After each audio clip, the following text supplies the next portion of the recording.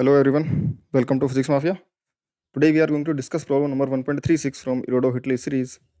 इस काइनेमेटिक्स के प्रॉब्लम में हमें दे रखा है कि particle A moves in one direction along A given trajectory. ये कुछ गिवन ट्रेजेक्ट्री है, इस ट्रेजेक्ट्री के अलोंग उसने रैंडम ट्रेजेक्ट्री बना रखी है और इस ट्रेजेक्ट्री के अलोंग अगर पार्टिकल चल रहा है तो उसकी टेंजेंशियल जो एक्सेलरेशन है वो ए टाइम्स टो दे रखा है, जहाँ पर ए जो है वो एक कॉन्स्टेंट वेक्टर है coinciding in the direction of x axis, यानी कि एक्स एक्सिस की तरफ एक कॉन्स्टेंट वेक्टर ए है। और जो टो है वो टो दे रखा है, tau is unit vector coinciding in the direction with velocity vector at a given point. किसी भी पॉइंट पर अगर तुम देखोगे तो उस समय जो पाथ होगा इसका, पाथ के टेंजेंशियल डायरेक्शन में एक यूनिट वेक्टर जो होगा, और ये यूनिट वेक्टर हर जगह पाथ जैसा दिखा रखा हो, अलग डायरेक्शन में हो सकता है अगर ये किसी भी कर्व पाथ पर चलेगा तो। और ए लेकिन कांस्टेंट है, वो हमेशा एक्स एक्सिस में ही रहता है।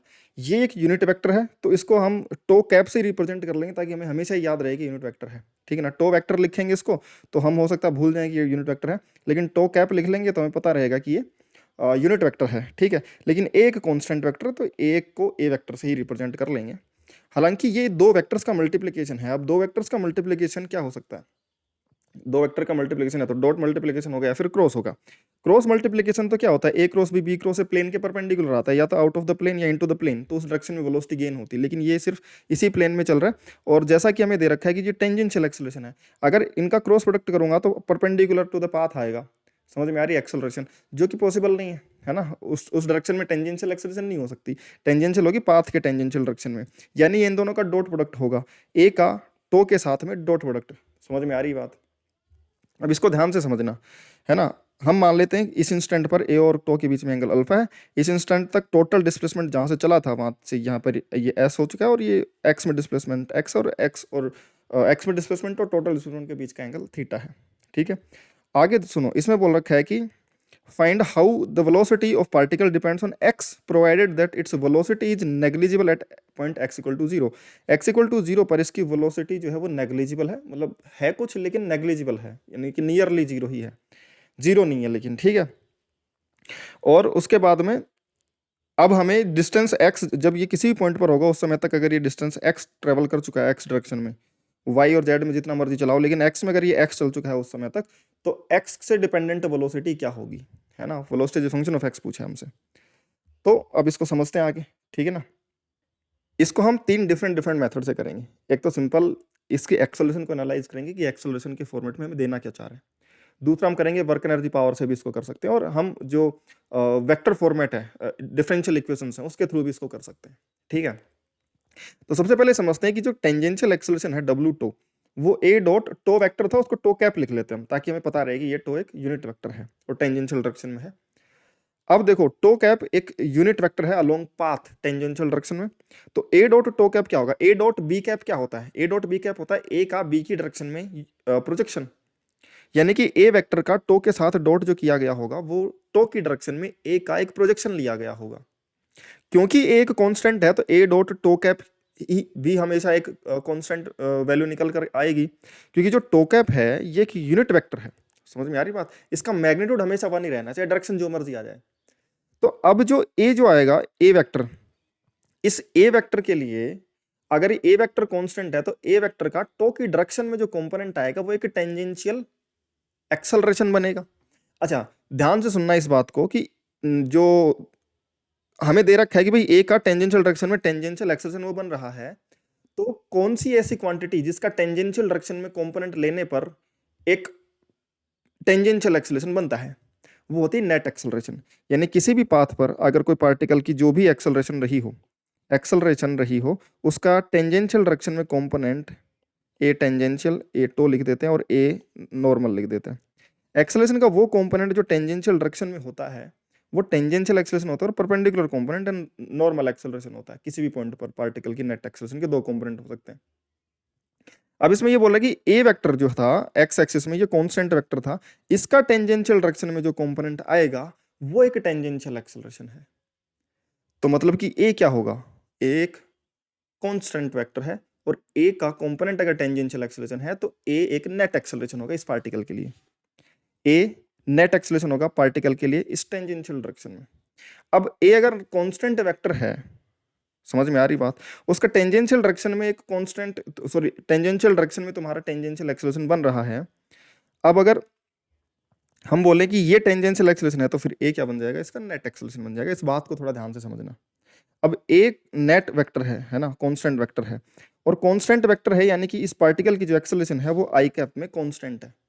समझ में आई बात, आई कैप में कांस्टेंट। अब तुम ये बोलोगे कि सर हो सकता है जब कर्ड पाथ पर चलेगा तो इस एक्सेलरेशन के कभी परपेंडिकुलर और टेंजेंशियल कंपोनेंट जो है वो बदलते रहें, लेकिन हो सकता है किसी कर्ड पाथ पर चल रहा हो।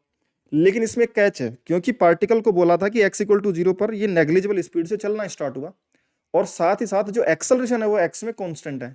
यहां से हमें ये समझ में आया, क्योंकि ये एक नेट वेक्टर एक्सेलरेशन वेक्टर बनेगा और वो कांस्टेंट वेक्टर, यानी कि एक्सेलरेशन कांस्टेंट है, x डायरेक्शन में ही है वो, तो पार्टिकल चलेगा ही x डायरेक्शन में।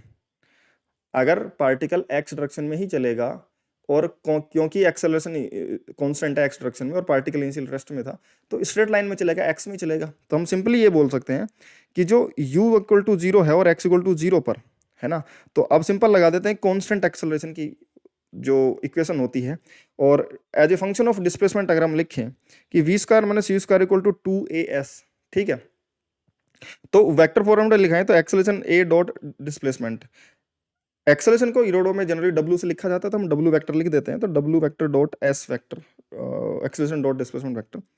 अब ये बन जाएगा w s कोस थीटा, और s कोस थीटा, थीटा क्या होगा w और s के बीच का, यानी कि एक्सेलरेशन और उसके बीच का एंगल।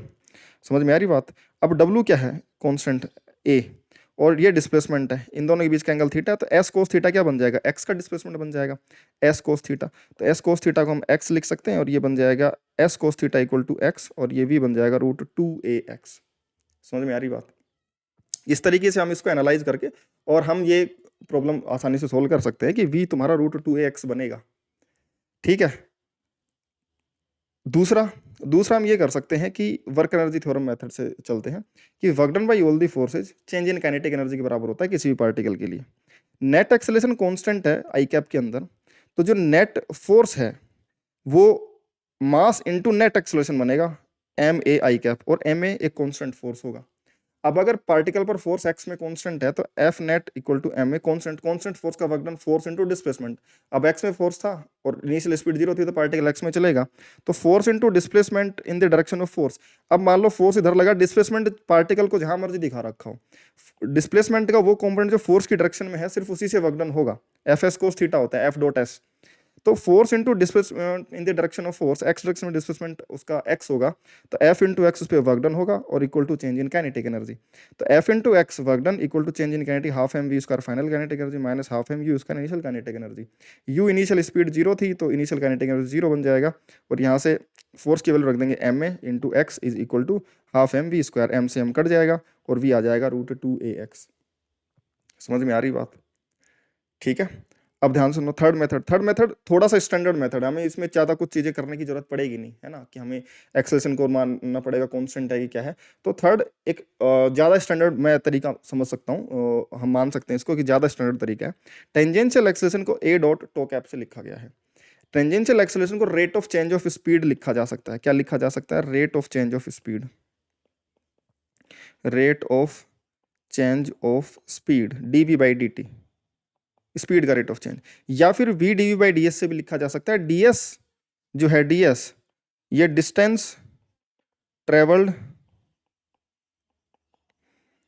अलोंग टेंजेंट है, टेंजेंशियल डायरेक्शन में स्पीड होगी, तो टेंजेंशियल डायरेक्शन में dt टाइम में जो डिस्टेंस चला वो ds है। तो v dv बाई ds तुम्हारा क्या बन जाएगा, या तो तुम dv बाई dt लिखो टेंजेंशियल एक्सेलरेशन को, या फिर v dv बाई ds से लिख सकते हो, तो फिर v dv बाई ds ले लो, क्योंकि हमें इन्हीं के बीच का रिलेशन निकालना है। तो v dv is equal to a dot tau cap into ds लिख सकते हो। तो v dv equal to a dot ds into tau cap, हम इसको ds के साथ लिख देते टो कैप को, क्योंकि टो कैप ds जिस डायरेक्शन में टेंजेंशियल डायरेक्शन डिस्टेंस ट्रेवल करा उसने, उसी डायरेक्शन का यूनिट वेक्टर तो है टो कैप।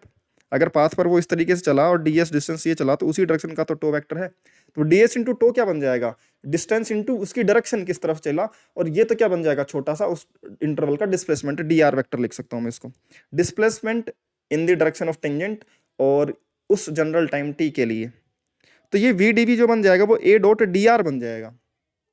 समझ में आ रही बात। अब dr cos alpha, a dot dr और a के बीच का जो एंगल होगा, dr टेंजेंशियल डायरेक्शन में होगा और a इस डायरेक्शन में, इनका इस इंस्टेंट पर मान लो एंगल अल्फा है, तो जो डी आर होगा वो इस डायरेक्शन में होगा, डी आर का कोस अल्फा कॉम्पोनेंट इस तरफ होगा।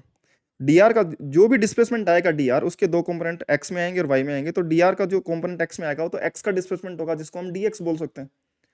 समझ में आ रही बात, लॉजिक समझ में आ रहा है? तो डीआर जो बनेगा उसका एक्स में कंपोनेंट मैं दिखा दूं यहां पर कि ये जो तुम्हारा डीआर बनेगा, डीआर का एक्स में जो कंपोनेंट आएगा, डीआर का एक्स में जो कंपोनेंट आएगा ये थीटा, या सॉरी इसको अल्फा लिख रखा है अपन ने, तो डीआर कोस अल्फा तुम्हारा डीएक्स बनेगा। तो dr कोस अल्फा को तुम dx लिख सकते हो और ये बन जाएगा adx, सिंपल। और ये v dv equal to adx, और ये v का integration v square by 2 upper limit v minus lower limit 0 equal to a into X, X में upper limit x minus lower limit 0। तो ये v square by 2 equal to ax बन जाएगा, v equal to root 2ax बन जाएगा। समझ में आ रही बात? यहाँ पर हमने ऐसा कोई एजम्पशन नहीं माना कि ये कांस्टेंट वेक्टर एक्सेलरेशन से चलेगा, कि कहाँ चलेगा कहाँ नहीं चलेगा। ये ज़्यादा स्टैंडर्ड तरीका है। अगर किसी कर्ड पाथ में भी चल रहा होगा, हमें नहीं पता क्या एक्सेलरेशन है, उसका मैग्नीट्यूड कांस्टेंट रहने वाला है कि नहीं रहने वाला है, क्या होगा नहीं पता, लेकिन इसमें ऐसी कोई चीज़ नहीं है। ये बिल्कुल स्टैंडर्ड तरीका है, सबसे बेस्ट तरीका मैं समझ सकता हूँ इसको करने का। ठीक है, तो आई होप कि ये तुम्हें समझ में आया होगा। और ऐसे इंटरेस्टिंग सॉल्यूशंस के लिए तुम चैनल को सब्सक्राइब कर सकते हो, और अपना टेलीग्राम पर अपना डाउट ग्रुप ज्वाइन कर सकते हो, माफियाज डाउट किलर्स ग्रुप।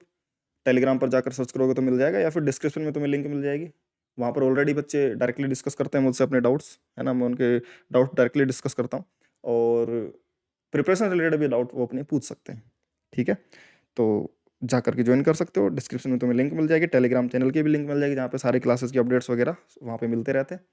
ठीक है, तो ज्वाइन कर लेना। बाकी मिलते हैं नेक्स्ट वीडियो में नेक्स्ट सोल्यूशन के साथ में, तब तक के लिए बाय।